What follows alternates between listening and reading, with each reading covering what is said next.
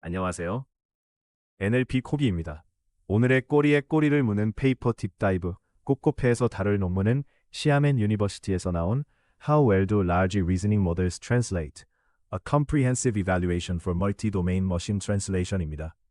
요즘은 대부분의 사람들이 일상적인 상황에서는 대형 언어 모델이 번역을 꽤 잘한다는 걸 알고 있죠. 그런데 실제 번역 작업은 뉴스 헤드라인이나 가벼운 대화에만 머물지 않습니다. 의학, 법률, IT, 문학 등등 각자 고유한 전문 용어와 스타일을 가진 수많은 도메인을 다루게 되죠. 동시에 새로운 계열의 모델도 등장했습니다. 바로 Large Reasoning Models, 줄여서 LRM인데요. 구조적인 다단계 사고를 하도록 훈련된 모델입니다. 수학이나 코딩 같은 과제에서는 정말 잘하지만 이런 추론 능력이 실제로 복잡하고 도메인 민감한 번역에도 도움이 되는지는 아직 잘 모릅니다. 이 논문은 바로 그 질문을 정면으로 파고듭니다. 이 연구는 몇 가지 아주 구체적인 질문에서 출발합니다. 첫째, 여러 도메인을 가로질러 봤을 때 추론 중심 모델이 전통적인 언어 모델보다 번역에서 실제로 더 잘할까? 둘째, 그 우위가 잉글리시 저먼, 잉글리시 차이니스 같은 다양한 언어상에서도 일관될까? 아니면 언어상에 따라 달라질까? 셋째, 텍스트가 길거나 구조적으로 복잡하거나 개념적으로 어려울수록 LRM이 특히 더 도움이 될까? 그리고 마지막으로 도메인을 잘 반영한 프롬프트를 더 똑똑하게 설계하는 것만으로도 성능을 더 끌어올릴 수 있을까? 멀티 도메인 번역이 어려운 이유는 여러 가지가 있습니다. 첫째, 같은 단어라도 도메인에 따라 의미가 완전히 달라질 수 있어서 모델이 문맥만 보고 도메인을 추론해야 합니다. 둘째, 법률, 의학, IT 같은 분야는 아주 정확한 용어와 엄격한 포맷을 요구하는데 작은 일탈도 심각한 오류가 될 수 있죠. 셋째, 텍스트가 길어지면 문장, 심지어 페이지 전체에 걸쳐 일관성과 응집력을 유지해야 합니다. 마지막으로 문학이나 문화적으로 민감한 컨텐츠는 의미만 맞는다고 끝이 아니라 원문의 스타일과 톤까지 잘 살려줘야 합니다. 전통적인 언어 모델은 보통 대규모 병렬 코퍼스에 대해 슈퍼바이즈드 파인 튜닝을 해서 학습합니다. 패턴 매칭과 레퍼런스 번역 흉내내기에 아주 능하죠. 반면 Large Reasoning Models는 Reinforcement Learning으로 최적화해서 구조적인 Chain of Thought를 생성하도록 만듭니다. 계획을 세우고 중간 단계를 검증하고 자기 출력을 스스로 다듬는 식이죠.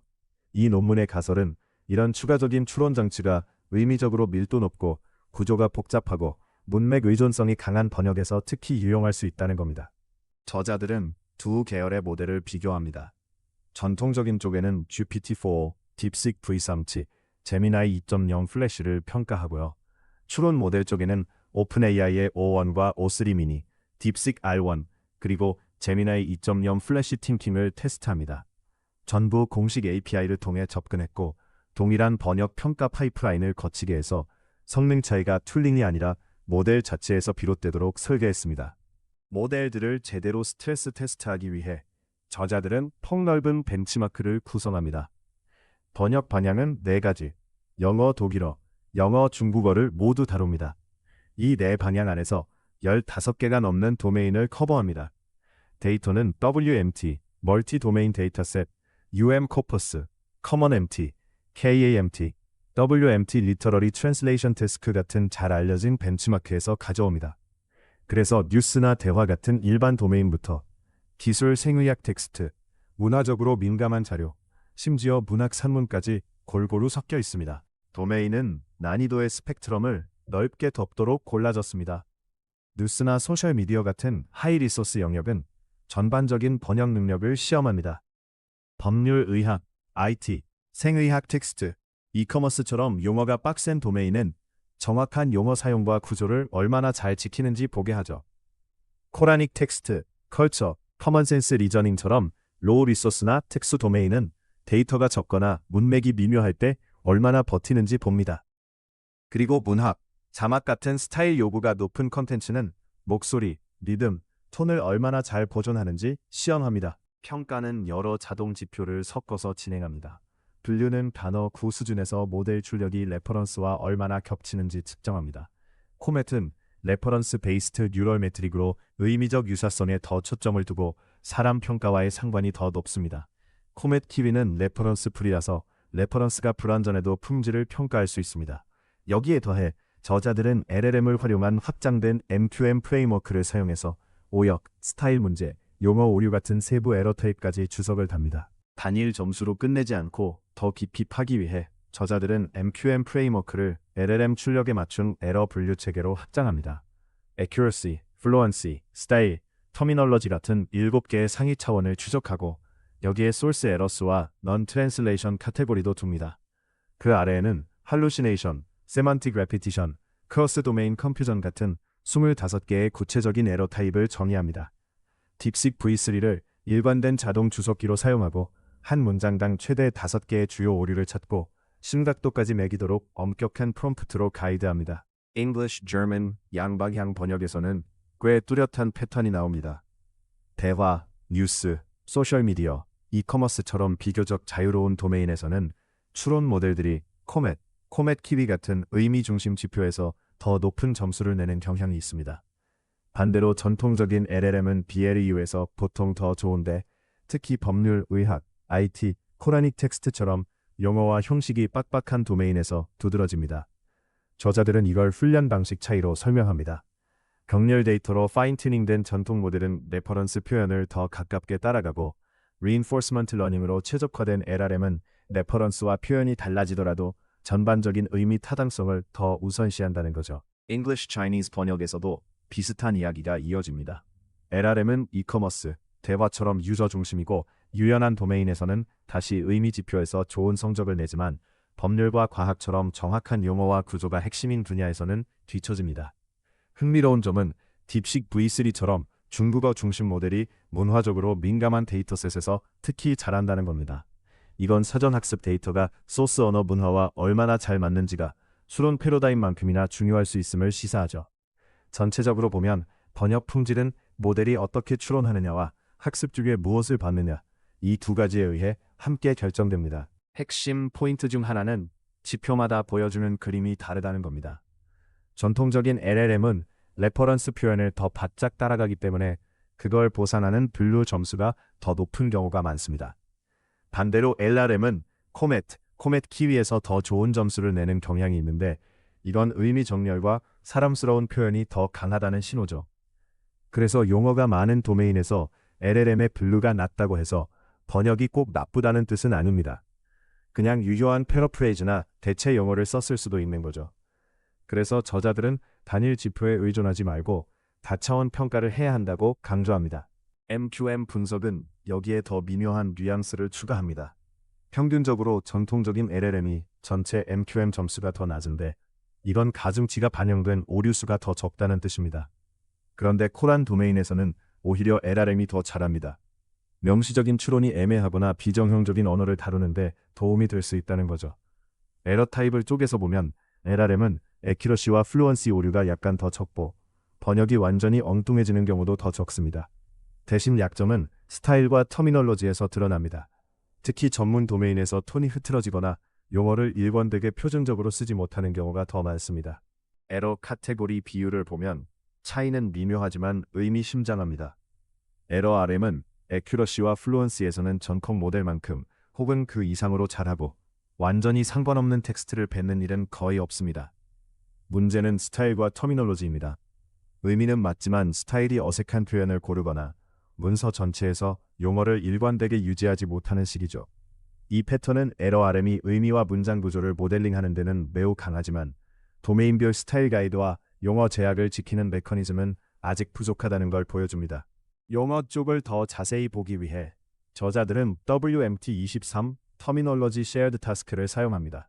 여기서는 특정 소스 타겟 용어쌍이 번역에 정확히 등장해야 합니다. 차이니즈 잉글리시에서는 LRM이 전통 모델을 약간 앞서고 딥식 RON이 가장 높은 정확도를 기록합니다. 저자들은 이걸 LRM의 더 강한 추론과 문맥 이해 덕분이라고 봅니다. 애매한 중국어 용어를 자연스러운 영어 표현으로 잘 풀어낸다는 거죠. 반대로 저먼 잉글리시에서는 전통적인 LRM이 더 잘합니다. 독일어와 영어는 어휘적으로 비슷하기 때문에 단순 패턴 매칭과 레퍼런스 모당만으로도 충분한 경우가 많고 이런 환경에서는 전통적인 훈련 패러다임이 유리하다는 겁니다. 이 용어 결과에서 실용적인 가이드라인이 나옵니다. 차이니즈 잉글리시처럼 구조 어휘적으로 거리가 먼 언어상에서는 LRM의 추론 능력이 용어 중해성을 풀고 자연스러운 번역을 고르는데 큰 자산이 될 수 있습니다. 반대로 저먼 잉글리시처럼 가까운 언어상에서는 레퍼런스 패턴을 잘 따라가는 전통 LLM이 엄격한 용어 매칭에는 더 믿을만할 수 있습니다. 저자들은 용어가 중요한 환경에서 LRM을 제대로 활용하려면 필요한 용어 제약을 추론 과정 안에 명시적으로 주입해서 그냥 운 좋게 맞추는 게 아니라 아예 그 용어를 중심으로 계획을 세우게 만들어야 한다고 주장합니다. 저자들은 또 문장 단위 번역과 문서 단위 번역을 비교합니다. 5개 도메인에 걸쳐 보면 LRM은 문서 수준에서 코멧 키위 점수가 일관되게 더 높습니다. 여러 문장에 걸친 장기 의존성을 잡고 담화 전체의 일관성을 유지하는 데 더 강하다는 뜻이죠. 이 우위는 특히 대화와 뉴스에서 뚜렷한데 이런 텍스트는 앞 문맥의 의미가 많이 기대기 때문입니다. 긴 체인 오브 폿 같은 추론 메커니즘이 한 문장 안에서만이 아니라 문서 전체를 관통하는 계획과 일관성 유지에 도움을 주는 걸로 보입니다. 프롬프트와 추론이 어떻게 상호작용하는지 보기 위해 저자들은 딥식 R1의 3가지 프롬프트 스타일을 테스트합니다. 첫 번째는 그냥 도메인 정보 없이 번역하라는 기본 지시입니다. 두 번째는 법률, 의학 같은 도메인을 명시적으로 알려주고 그 스타일을 따르라고 합니다. 세 번째는 텍스트를 보고 도메인을 스스로 추론한 뒤 소스의 도메인 스타일을 번역에서도 유지하라고 요청합니다. 이 세 프롬프트를 IT, 법률, 의학 도메인에서 블루, 코멧 키위로 평가합니다. 결과가 꽤 인상적입니다. 도메인 추론을 요구하는 P3 프롬프트가 IT, 법률, 의학 전반에서 의미 지표에서 가장 좋은 성능을 꾸준히 보여줍니다. 도메인을 직접 알려주는 P2는 법률 도메인에서 분류가 가장 높은 경우가 많은데 레퍼런스와 비슷한 정형화된 법률 문구를 더 많이 쓰게 만들기 때문으로 보입니다. 하지만 코멧 키위에서는 보통 P3보다 뒤처집니다. 두 가지 도메인 인지 프롬프트 모두 아무 정보도 주지 않는 기본 프롬프트보다 의미 지표에서 더 좋습니다. 이건 LRM이 고정된 라벨을 그냥 받는 것보다 문맥에서 도메인을 스스로 추론하도록 유도할 때 가장 큰 이득을 본다는 걸 시사합니다. 문장 난이도가 달라질 때 모델이 어떻게 버티는지도 살펴봅니다. 저자들은 딥식 V3에게 소스 문장을 1에서 5까지 점수 매기게 해서 구조적 복잡도, 어휘, 문법 차이, 문맥 요구 등을 기준으로 난이도를 평가하게 합니다. 가장 쉬운 문장에서는 전통 LLM이 블루, 코멧 모두 매우 좋은 성능을 냅니다. 하지만 난이도가 올라갈수록 특히 의미 지표에서 LLM이 점점 앞서기 시작합니다. 오픈AI O1, 제미나이 플래시 팅킹 같은 모델은 가장 어려운 레벨에서도 코멧 키위 점수를 더 잘 유지하는데 진짜로 어려운 번역 문제일수록 더 튼튼하다는 신호죠. 구체적인 예시는 중국어 커먼센스 데이터셋에서 나옵니다. 소스 문장에는 문자 그대로는 바다로 들어가다라는 의미지만 1990년대에 안정적인 직장을 떠나 창업을 한다는 비유적 의미를 가진 관용구가 들어있습니다. 딥식 R1의 리즈닝 트레이스를 보면 이 관용구를 풀어서 이해하고 went into business 같은 후보를 고민하다가 결국 위험을 감수한다는 뉘앙스를 살린 ventured into business를 선택합니다. 레퍼런스와도 일치하고 위험 감수의 느낌도 잘 살리죠. 이런 식으로 명시적인 추론이 어휘 중의성을 풀고 더 미묘하고 문맥에 맞는 번역을 고르는데 도움을 줄 수 있다는 걸 보여줍니다. 저자들은 또 멀티 도메인 잉글리시 차이니스 테스트셋에서 각 모델이 얼마나 많은 토큰을 쓰는지도 봅니다. LRM은 전통 LLM보다 출력이 눈에 띄게 더 긴 경우가 많습니다. 코멧 키위 점수는 여전히 강하게 유지되지만 추가된 텍스트 양에 비례해서 블루나 코멧이 항상 같이 오르지는 않습니다. 이건 LRM이 입력이 단순할 때도 과도하게 생각을 굴리는 일종의 오버띵킹을 할 수 있다는 아이디어를 뒷받침합니다. 앞으로 유망한 방향은 난이도에 따라 추론 깊이를 조절해서 쉬운 경우에는 간결하게 답하고 진짜 복잡한 번역에만 깊은 체인 오브 폿을 쓰게 만드는 겁니다. 전체를 종합해보면 Large Reasoning Models은 의미적으로 복잡하거나 길거나 전반적으로 난도가 높은 번역에서 특히 강합니다. 문서 수준 작업과 코멧 키위 같은 의미 지향 지표에서 빛을 발하죠. 반대로 전통 LLM은 용어가 빡세고 스타일이 엄격한 도메인, 즉 레퍼런스 표현과 포맷을 얼마나 잘 따라가느냐가 중요한 환경에서 여전히 우위를 가집니다. 도메인에 맞게 프롬프트를 조정하는 것, 특히 도메인 추론을 유도하는 프롬프트는 LLM 성능을 꽤 크게 끌어올릴 수 있습니다. 그리고 어떤 모델 계열이 최선인지 결정할 때는 도메인뿐 아니라 언어상까지 함께 고려해야 한다는 결론에 도달합니다. 저자들은 한계점도 분명히 짚고 넘어갑니다. 첫째, 모든 실험이 잉글리시 점원, 잉글리시 차이니스처럼 하이 리소스 언어상에서만 이루어졌습니다. 이 결론이 로우 리소스나 유형론적으로 더 먼 언어들에도 그대로 적용된다고 보기는 어렵습니다. 둘째, MQM 주석은 모두 하나의 모델, 딥식 V3로만 생성했습니다. 이 방식은 일관성은 확보하지만 동시에 그 모델 고유의 편향을 평가에 그대로 들여올 위험도 있습니다. 앞으로는 더 다양한 언어상과 사람 평가나 멀티모델 기반 평가처럼 더 튼튼한 세팅이 필요하다고 말합니다. 앞으로를 내다보며 이 논문은 몇 가지 방향을 제안합니다. 하나는 구조화된 추론과 명시적인 도메인 용어 제약을 더 촘촘하게 통합해서 LRM이 깊게 생각하면서도 도메인 규칙은 철저히 지키게 만드는 겁니다. 또 하나는 도메인과 난이도에 따라 프롬프트를 자동으로 조정하고 아예 어떤 모델을 쓸지까지 선택해주는 시스템을 설계하는 거고요.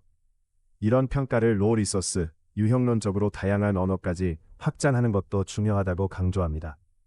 마지막으로 실제 멀티 도메인 환경에서 번역 품질을 제대로 보려면 사람 평가, 레퍼런스 베이스드 지표, 레퍼런스 프리 신호를 섞어서 써야 전체 그림을 제대로 잡을 수 있다고 정리합니다.